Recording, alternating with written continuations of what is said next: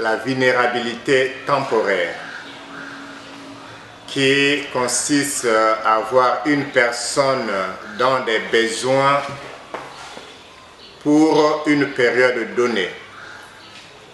Il y a la vulnérabilité définitive qui incombe que la personne est réellement dans les besoins, ce que nous appelons vulgairement les nécessiteux.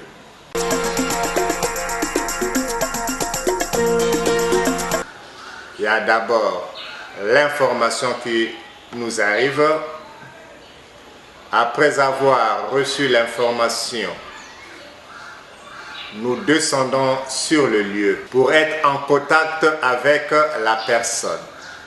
Après avoir écouté la personne, on revient avec les données en paroisse pour rendre compte au curé, faire le point de l'enquête et partager l'enquête aux autres membres de la Caritas pour une décision finale. Et la décision constituerait soit le classer sur les 2 critères de vulnérabilité. S'il est réellement nécessiteux, il est enregistré dans nos registres pour un suivi, l'accompagnement et l'assistance. Mais si c'est une personne qui est dans le stade d'une vulnérabilité temporaire, cela consiste à voir quelle action faut-il mener à son égard pour que dans 2 matins, qu'il sorte de cette situation qui lui entrave. D'où il y a un accompagnement approprié, il y a une prise en charge, il y a un appui à donner sur les fonds dédiés à sa modeste personnalité pour mener une activité lui permettant de subvenir en charge lui-même.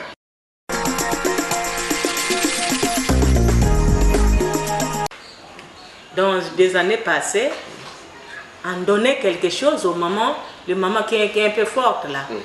Hein? On demande à la maman, tu veux faire quoi? Oh, moi je vais vendre au marché. Oh, moi je vais faire le manioc. Oh, moi je vais faire comme ça. On encaisse quelque chose, exemple, le manioc, on peut lui donner 50 000. Sur les 50 000 là, tu achètes le manioc, plus le bois à l'intérieur et le feuille que tu vas mettre le manioc. Tu travailles, c'est ton argent. D'accord. Les mamans qui étaient un peu fortes là, on donnait l'argent pour qu'elles-mêmes travaillent son bien. On ne travaille pas à seul, même si c'est le curé qui reçoit. Automatiquement, il sensibilise la première personne de la Caritas qu'il trouve en paroisse. Et avec cette personne, ils vont déjà engager l'action. L'action étant engagée, l'action sera transmise au bureau Caritas pour une décision finale. Donc la décision se fait entre le curé et les membres du bureau Caritas. Maintenant, il arrive, si le vulnérable se retrouve dans la 2e phase, donc une vulnérabilité temporaire. Donc deuxième, définitive, c'est-à-dire c'est déclaré. À ce moment-là, quel type d'accompagnement vous donnez? Bon, l'accompagnement, déjà qu'il est enregistré dans nos registres, il a la possibilité de se présenter en cas de maladie ou en cas de besoin de santé au niveau de notre centre de santé pour les examens de laboratoire, pour les traitements et des soins. Il y a aussi la possibilité de voir sur sa situation de vulnérabilité qu'est-ce qui lui manque, que la Caritas peut engager les fonds caritatifs pour l'aider à améliorer ses conditions, lui permettre d'être un peu à l'aise et de vaquer librement à ses occupations. Il y a aussi, toujours sur les procédures d'aider ces personnes, accentuer les enquêtes pour chercher à réintégrer la personne dans sa famille.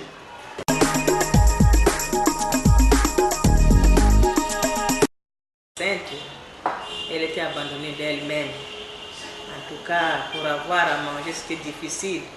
De temps en temps, elle venait ici à la paroisse demander quelque chose. Elle était enceinte? Oui, en tout cas, elle était enceinte.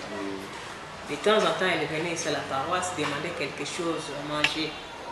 Arrivée chez nous, en tout cas, on lui donnait à chaque fois. Mais les jours qu'elle avait reçu les douleurs d'accouchement, en tout cas, elle était venue ici à la paroisse. Arrivée ici, elle avait mis au monde devant la porte du curé. Il est parti pour l'accouchement. Qui l'a aidé? Mais nous, au même temps que des infirmiers, nous étions venus vite pour recevoir l'enfant. L'enfant, on a reçu l'enfant là, après on a emballé l'enfant. J'étais parti chercher les vêtements au bureau Caritas de la paroisse. On a emballé l'enfant, on a donné quelque chose à la femme en question. Et il y avait une maman qui l'a suivi en tout cas. On avait envoyé les deux mamans à l'hôpital de Ntchétché, Congo-Malende. Et là-bas, les jours qu'elle était sortie, la maman en question, elle est venue remercier à la paroisse Saint-André-Kagwa. Et voilà l'enfant que j'ai mis au monde ici devant la porte du Kiri. C'est réel. Parfois, c'est le délégué de Mabundu qui nous informe que voilà telle place, venez vérifier vous-même. Il y a en tout cas une difficulté. Si la Caritas, vous avez quelque chose, donnez-moi. Il y a d'abord la quête Caritas. Et nous avons quelques activités productives. Donc nous avons le centre de santé. Nous avons notre magasin pour des ventes des produits de première nécessité, des seringues et des produits de piété. Nous avons la location des chaises. Donc ce sont des sources qui génèrent les fonds à la Caritas. C'est ça qui vous permet de prendre en charge.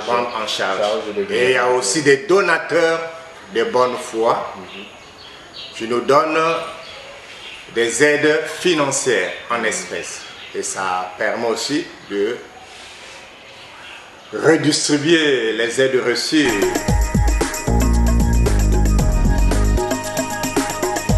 C'est un terrain compliqué à gérer. C'est un terrain difficile, mais il faut avoir de la patience.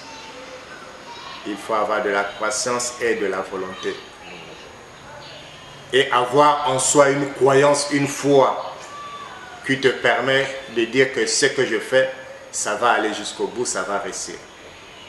Voilà le premier conseil.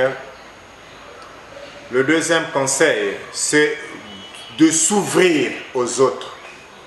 S'ouvrir aux autres. Chercher à intéresser les donateurs à l'action de la charité parce que nombreux ne savent pas la fiabilité ou les grâces après les actions caritatives.